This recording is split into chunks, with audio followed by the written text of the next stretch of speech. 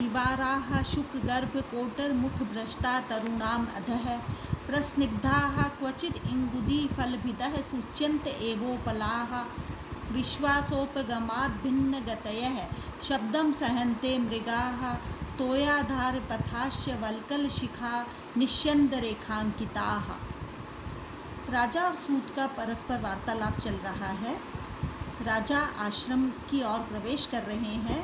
और आश्रम में प्रवेश करने के बीच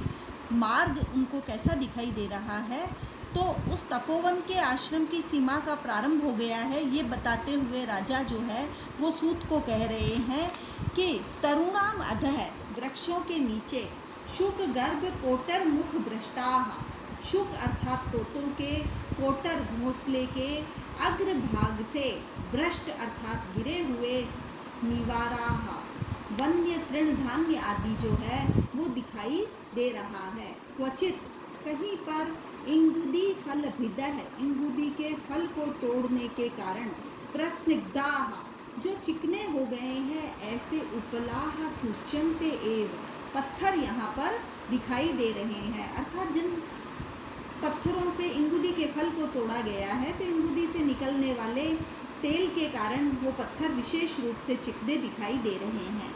विश्वासोपगमात, विश्वास को प्राप्त हो जाने के कारण, अभिन्न गतयः जिनकी गति अर्थात चाल जो है वो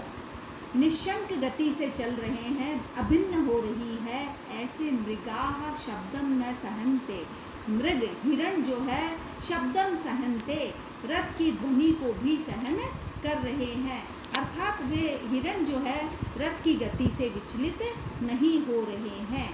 ऐसे तोयाधार पथाः, तोय अर्थात जल के धारा को ग्रहण करने के कारण पथ जो मार्ग जो है, वल्कल शिखा निश्यन्द रेखांकिताः, वल्कल वस्त्रों के निश्यन्द टपकते हुए जल के कारण, रेखांकिताः रेखाओं से चिन्हित दिखाई दे रहा है। अर्थात उस मार्ग पर जो कच्चा मार्ग बना हुआ है उस पर जल की बूंदों के गिरने के चिन्ह जो है वो अभी तक दिखाई दे रहे हैं। तो यहाँ सारथी के द्वारा जब पूछा जाता है कि आपको कैसे पता लगा कि आश्रम की सीमा है, तब राजा उसको कहते हैं कि क्या आप आश्रम के इन चिन्हों को नहीं देख पा रहे हैं, जो चिन्ह यहाँ वृक्षों के नीचे मार्ग पर मुनिजनों के द्वारा प्रयोग लिए जाने वाले इंगुदी के फल के द्वारा जो तेल आदि निकलता है उसको हमेशा नियमित रूप से उपभोग किया जा रहा है। तो ये सारे चिन्ह जो हैं और दिखाई दे रहे हैं कि यहाँ उपवन जो है वो निकट ही है और इसी के निकट आश्रम की सीमा का प्रवेश मार्ग जो है वो दिखाई दे रहा है। प्रस्तुत श्लोक में स्वभावोक्ति अलंकार का प्रयोग किया गया है और यहाँ शार्दुल विक्रीडित छंद का प्रयोग किया गया है। आगे पुनः राजा और सूत का वार्तालाप चलता है और उसको आगे बढ़ाते हुए पुनः राजा कहते हैं कि शुद्धांत दुर्लभमिदं वपुः आश्रम वासिनो यदि जनस्य दूरीकृताः खलु गुणैः उद्यानलता वनलताभिः। राजा जब वहाँ प्रवेश करते हैं तो वे मार्ग में जब निकट जाते हैं तो एक उद्यान के अंतर्गत दोनों सखियों के साथ में शकुंतला जो है वो परस्पर आपस में वार्तालाप करते हुए वृक्ष वाटिका में बैठी है और वृक्ष वाटिका के आलाप को सुनते हुए राजा कहते हैं कि अहो मधुरमासाम दर्शनम, इनका दर्शन जो है वो मुझे बहुत अच्छा प्रतीत हो रहा है। उसी का वर्णन करते हुए राजा पुनः तपस्वी कन्याओं के अति मनोहर अद्भुत शारीरिक सौंदर्य का वर्णन करते हुए आश्चर्यचकित हो जाते हैं और मन ही मन सोचते हैं कि शुद्धांत दुर्लभ इदम वपुः, कि इदम वपुः, यह वपुः इनका जो मनोहर शरीर है, शुद्धांत दुर्लभम निस्संदेह बहुत ही दुर्लभ है। यदि आश्रम वासिनः जनस्य, यदि आश्रम में निवास करने वाले व्यक्तियों का ऐसा सौंदर्य है तो खलु निश्चित ही उद्यान लताः, उद्यान की लताओं ने, वन लता भी, वन की लताओं को गुणैः अपनी गुणों के द्वारा जो है वो दूरी कृता मानो तिरस्कृत कर दिया है। यहाँ वन लताओं की उपमा जो है वो राजा ने इन सखियों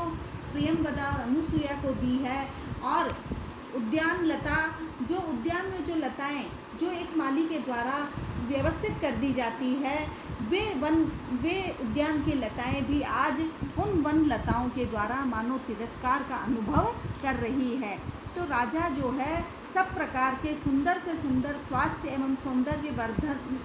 करने वाले श्रृंगार प्रसाधन के सभी साधन जहाँ पर उपलब्ध रहते हैं, ऐसे राजप्रसादों में रहने वाली स्त्रियों की तुलना वनवासिनी स्त्रियों से कर रहे हैं कि ये वन में रहने वाली स्त्रियों की अपेक्षा वे अधिक सुंदर होनी चाहिए, क्योंकि वन में श्रृंगार प्रसाधन अन्य सुख साधन उपलब्ध नहीं होते हैं। फिर भी आश्रम में रहने वाली इन कन्याओं का ऐसा मनोहर सौंदर्य है, तब तो यही कहना पड़ेगा कि राज उद्यानों की परिवर्धित लताओं को वन लताओं ने अपनी सुगंधी कोमल आदि गुणों से मानो पुरस्कृत कर दिया है। सामान्यतः उपवन की लताएं वन लताओं की अपेक्षा अधिक सुंदर होनी चाहिए, पर यहाँ वनवासिनी कन्याओं के सौंदर्य को देखकर हठात अर्थात बलात् यही कहना पड़ता है कि वन लताओं ने अपने गुणों से उद्यान की लताओं को तिरस्कृत कर दिया है।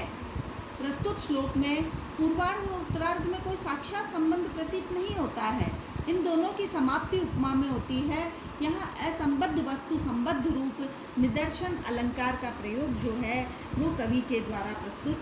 किया गया है। पुनः शकुंतला अनुसूया आदि के संवाद को सुन करके जो वृक्ष सिंचन का अभिनय कर रही है, उनके संवाद को सुन करके राजा पुनः कहते हैं, इदं किला व्याज मनोहरम विपुः वपुः तपः क्षमं साधयितुं य इच्छति ध्रुवं स नीलोत्पलपत्र धारया शमी लतां छेत्तुर्विशिर्व्यवस्यति। राजा कहते हैं कि यह ऋषि, जो ऋषि अव्याज मनोहरम स्वाभाविक सुंदरता के कारण जो अव्याज कृत्रिम साधनों आदि से रहित है, ऐसे इदं वपुः ऐसे इस शकुंतला के शरीर को तपः क्षमं साधयितुम इच्छति तपस्या के योग्य बना रहा है। महर्षि कण्व की पुत्री शकुंतला है और वह महर्षि कण्व के आश्रम में रह रही है। तो राजा मुनि कण्व को विवेकहीन बता रहे हैं और कह रहे हैं कि यह कार्य अनुचित है जो उन्होंने शकुंतला को आश्रम के कार्य में नियुक्त कर दिया है, क्योंकि राजा का यह जो कार्य है, महर्षि कण्व का जो कार्य है, वह शकुंतला के तपः क्षमं साधितुम इच्छति, वह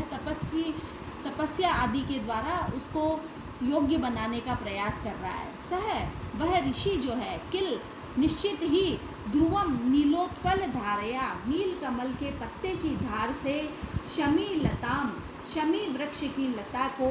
छेत्तुम मन काटने का व्यवस्यति प्रयत्न कर रहा है। अर्थात यहाँ जो ऋषि स्वभाव सुंदरी शकुंतला के शरीर को तपस्या के योग्य बनाना चाह रहा है, वह ऋषि निश्चय ही उसका ऋषि का जो कार्य है वो किसके समान है कि वह नील कमल के पत्ते के अग्रभाग से, जो नील कमल का पत्ता बहुत ही कोमल होता है, उसको शमी वृक्ष की शाखा को काटने के लिए, जो शमी वृक्ष कांटों से भरा होता है, ऐसे वृक्ष की शाखा को काटने के लिए वो नील कमल के पत्ते का प्रयोग कर रहा है। तो राजा को आश्चर्य होता है कि महर्षि कण्व जो है वो इतने कठोर तपस्या जैसे कार्य में इस कोमल अंगों वाली शकुंतला को सिद्ध करने का प्रयास कर रहे हैं।